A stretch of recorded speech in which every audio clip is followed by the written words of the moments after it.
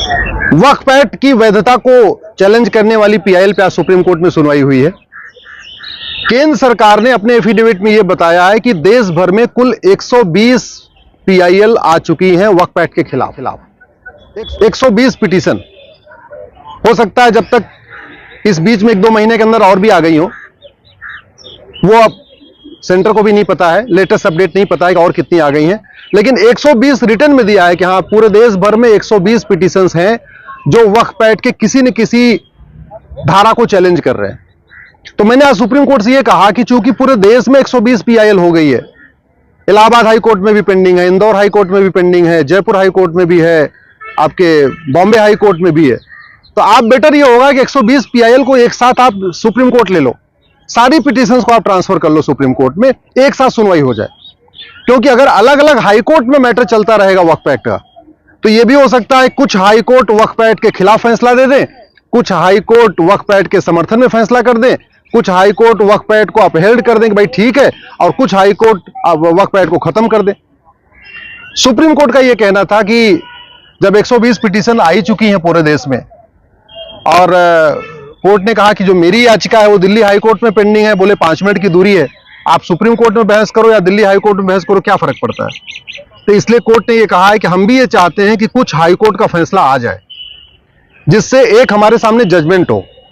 इसलिए आज उन्होंने कहा कि अब अलग अलग हाई कोर्ट में चलने दीजिए, और हमें कहा है कि आप अपने इस मामले को दिल्ली हाई कोर्ट में कंटिन्यू करिए, वहीं इसको अपना प्रेस करिए, वहीं फाइनल हियरिंग करिए।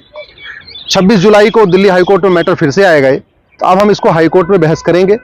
हमने ये कहा है अपनी पिटीशन में कि वक्फ एक्ट जैसा कानून पूरी दुनिया में कहीं नहीं है, पूरी दुनिया में नहीं, भारत तो छोड़िए, पाकिस्तान, अफगानिस्तान, बांग्लादेश में भी नहीं। वक्फ एक्ट जैसा कानून भारत के अंदर सभी माइनॉरिटीज को भी नहीं। अगर हम ये कहें चलो भाई माइनॉरिटी को एक अलग से दर्जा है, तो जैन भी माइनॉरिटी हैं, बौद्ध भी माइनॉरिटी हैं, सिख भी माइनॉरिटी हैं, पारसी भी माइनॉरिटी हैं, लेकिन जैन, सिख, पारसी, इनके लिए तो वक्फ एक्ट जैसा कानून नहीं है।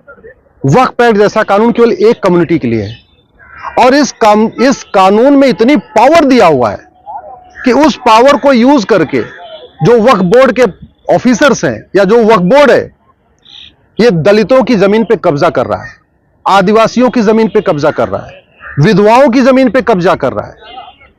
जो सार्वजनिक स्थान होता है, खेल का मैदान, ऊसर, बंजर, पार्क, या रेलवे लाइन के किनारे जो सब जगह छोड़ा जाता है, या हाईवे के किनारे जो जगह छोड़ा जाता है, उस पर एक कब्जा करता चला जा रहा है। और यह वक्फ बोर्ड चूंकि राज्य में एक ही होता है, अब जो बॉर्डर के एरिया होते हैं उनके लिए बड़ा मुश्किल होता है कि वक्फ बोर्ड में जाके मुकदमा लड़े। उदाहरण के लिए झाबुआ भोपाल से लगभग 700 किलोमीटर दूर है, झाबुआ में आदिवासी रहते हैं।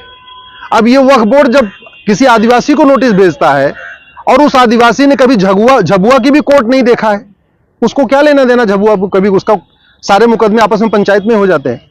लेकिन जब यह वक्फ बोर्ड झाबुआ के आदिवासी को नोटिस भेजता है और कहता है जो अपना जवाब देना आके भोपाल में दो, क्योंकि वक्फ बोर्ड का ऑफिस तो भोपाल में है, वो आदिवासी बेचारा भोपाल कैसे पहुंचेगा, तो उसको कहते हैं या तो कन्वर्ट हो जाओ या तुम्हारी अपनी जमीन कब्जा हो जाएगी, जमीन चली जाएगी। तो वो मजबूरी में आदिवासी कन्वर्ट भी हो रहा है। तो वक्फ बोर्ड अपने आप में कन्वर्जन का बहुत बड़ा टूल हो गया है। मेरठ मुजफ्फरनगर से लखनऊ 600 किलोमीटर दूर है। अब कोई पार्क है अगर मेरठ मुजफ्फरनगर का, या कोई चारागाह है, गोचर की भूमि है, अखाड़े की भूमि है, खेल का मैदान है, वहां पे जब वक्फ बोर्ड कब्जा कर लेता है तो वहां के अधिकारी, पटवारी, कानून गो, लेखपाल, वहां पे मेरठ की कोर्ट में नहीं जा सकते, क्योंकि कानून ये कहता है आपको वक्फ बोर्ड में आके अपना जवाब देना है। अब जो सरकारी जमीन है उसके लिए कोई भी लेखपाल, पटवारी लखनऊ कैसे जाएगा। अगर किसी मजबूत आदमी की, मान लीजिए मिडिल क्लास है, अपर क्लास है, उसकी जमीन पर अगर वक्फ बोर्ड कब्जा करता है तो वो तो अपना जवाब देने फिर भी जा सकता है, भाई ठीक है 600 किलोमीटर दूर भले है, लेकिन उसकी जमीन जा रही तो जाके जवाब देगा, मुकदमा लड़ेगा। लेकिन गौचर की भूमि के लिए कौन जाके मुकदमा लड़ेगा, खेल के मैदान के लिए कौन जाके मुकदमा लड़ेगा, चारागाह की जमीन के लिए कौन मुकदमा लड़ेगा। अपनी जमीन के लिए फिर भी लड़ सकते हैं, जो पब्लिक लैंड है उसके लिए कोई नहीं लड़ेगा। अगर हाईवे के किनारे कुछ कब्जा हो रहा है तो उसके लिए कौन लड़ेगा। अगर आपके जो रेलवे लाइन किनारे कोई जमीन कब्जा हो रहा है उस पर कौन लड़ेगा। इसलिए ये वक्फ बोर्ड पूरी तरीके से आर्टिकल 14 का वायलेशन करता है, 15 का भी वायलेशन करता है, आर्टिकल 21 का भी वायलेशन करता है, और असीमित शक्तियां देता है। उदाहरण के लिए भाई मैं सुप्रीम कोर्ट में खड़ा हूं, अगर सुप्रीम कोर्ट पे वक्फ बोर्ड नोटिस भेज दे कि भाई ये सुप्रीम कोर्ट का ये पार्क है, अभी जहां मैं खड़ा हूं, ये वक्फ की प्रॉपर्टी है, तो सुप्रीम कोर्ट के रजिस्ट्रार साहब उस नोटिफिकेशन को कोर्ट में चैलेंज नहीं कर सकते, उनको भी वक्फ बोर्ड में जाना पड़ेगा। ये इतनी पावर है। हाई कोर्ट, सुप्रीम कोर्ट, अभी राष्ट्रपति भवन पे भी अगर नोटिस भेज दे वक्फ बोर्ड कि राष्ट्रपति भवन का अगर कोई एक एरिया ऐसा है जो वक्फ की प्रॉपर्टी है, तो राष्ट्रपति भवन के भी जो अधिकारी हैं वो कोर्ट में चैलेंज नहीं कर सकते, उनको भी सीधे वक्फ बोर्ड के सामने जाना पड़ेगा, और उस वक्फ बोर्ड के सामने जाना पड़ेगा जहां 100% एक ही कम्युनिटी के लोग हैं। तो कहने का मतलब वक्फ बोर्ड ही चोर हो गया, वक्फ बोर्ड ही दरोगा है और वक्फ बोर्ड ही जज है।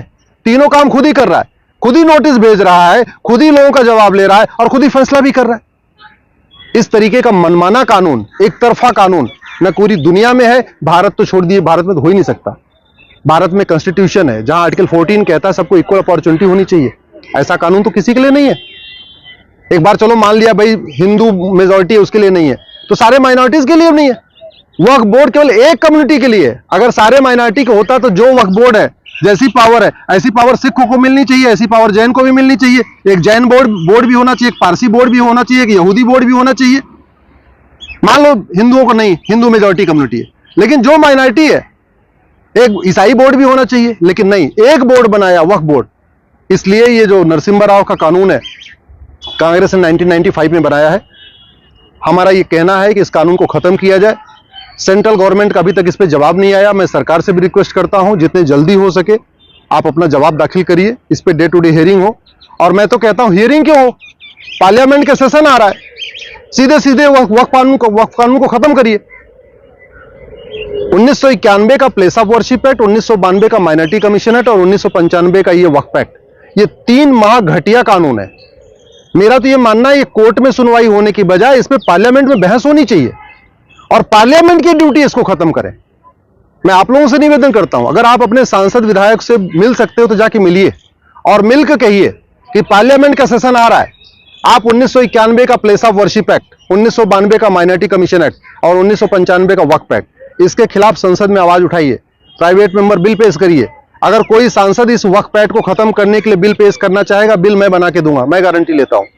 लेकिन आप लोग इसके खिलाफ अपने अपने सांसदों से मिलिए, विधायकों से मिलिए।